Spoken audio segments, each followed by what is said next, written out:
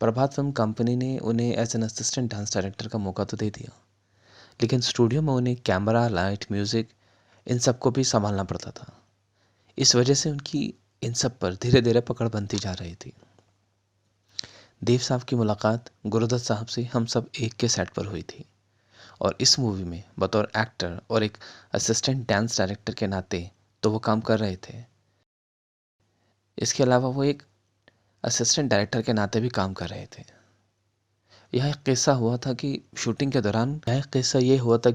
दौरान देवानंद जी गुरुदत्त को घूर कर देखने लगे। देखते देखते उन्होंने उनकी वाइट शर्ट पर हाथ लगाया और बोला, ये शर्ट तो मेरी है। गुरुदत्त साहब ने कहा, मैं जानता हूँ, पर धोबी ने मेरी शर्ट बदल दी है। तो देवानंद ने कहा कि ये शर्ट, तुम्हारी शर्ट मेरे पास है। फिर क्या था, दोनों के शक ठाकुर में बदले और ठहाके दोस्ती में बदल गई। दोस्ती शाम में बदल गई और शामें इतनी गहरी हुई कि जाम में बदल गई, और जाम इतने बड़े कि दोनों ने एक दूसरे को प्रॉमिस दे डाला कि हम में से जो भी सफल होगा वो दूसरे को बतौर हीरो या बतौर डायरेक्टर अपनी मूवी में चांस देगा।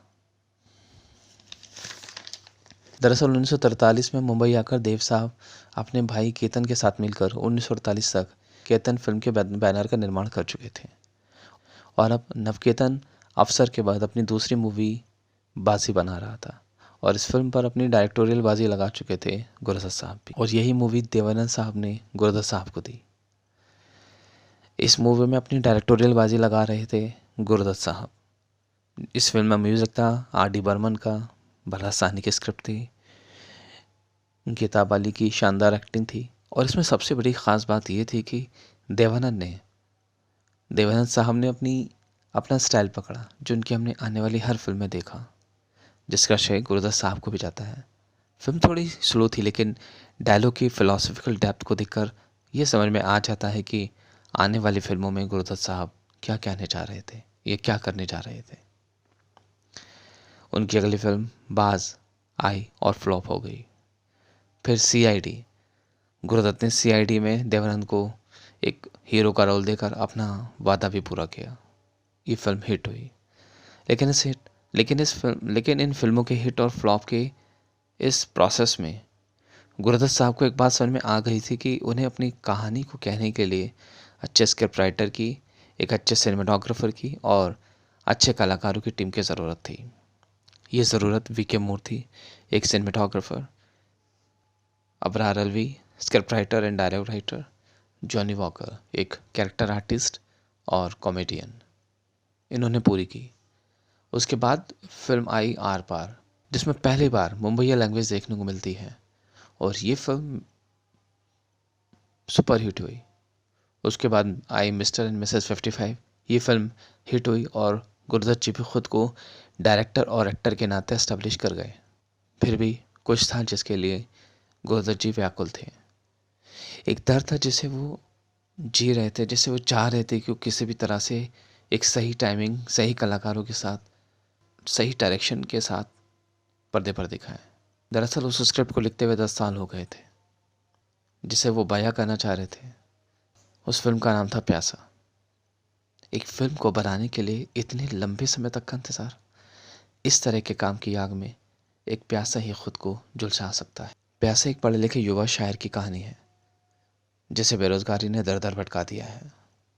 प्यार छूटा, घर बार छूटा, लेकिन उसके टूटे हुए दिल की शायरी ने उसका साथ न छोड़ा।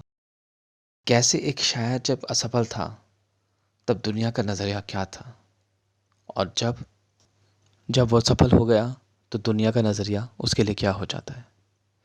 फिल्म के हर पहलू पर गुरुदत्त साहब की शानदार पकड़ साफ साफ दिखाई देती है। लिरिक्स मजरू सुल्तानपुरी का, म्यूजिक S.D. बर्मन का, सिनेमाटोग्राफी VK मूर्ति, हर एक सीन पर लाइट एंड शेडो के इस संतुलित इस्तेमाल ने फिल्म के हर सीन में जान डाल दी। ये वही लाइट एंड शेडो है जो बचपन में वो किया करते थे, और उसके बाद फिर स्टूडियो अगर उसको समझा और फिर फिल्मों में उन्होंने अप्लाई किया। गुरुदत्त जी को अगर मास्टर ऑफ फिल्म क्राफ्ट कहा जाए तो ये बात गलत ना होगी।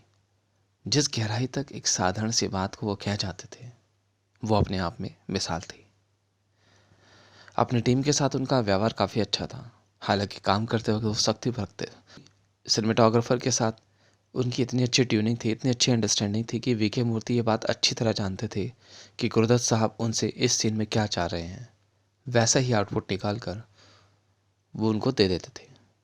यही हाल अबरार अलवी का था, जो कि उनके स्क्रिप्ट राइटर थे। वो जानते थे कि गुरुदत्त साहब किस तरह के डायलॉग चाह रहे हैं, किस तरह की स्क्रिप्ट चाह रहे हैं, उसी तरह के डायलॉग, उसी तरह के जुमले वो उनको लिख के दिया करते थे। प्यासा एक तंज है एक ऐसी सोसाइटी पर जहाँ किसी का कामयाब होना उसे सम्मानित लोगों की श्रेणी में खड़ा कर देता है। एक आह है ऐसे मटीरियलिस्टिक समाज पर जहाँ पैसा तो है, प्यार तो है, लेकिन तब जब आपके पास कामयाबी है।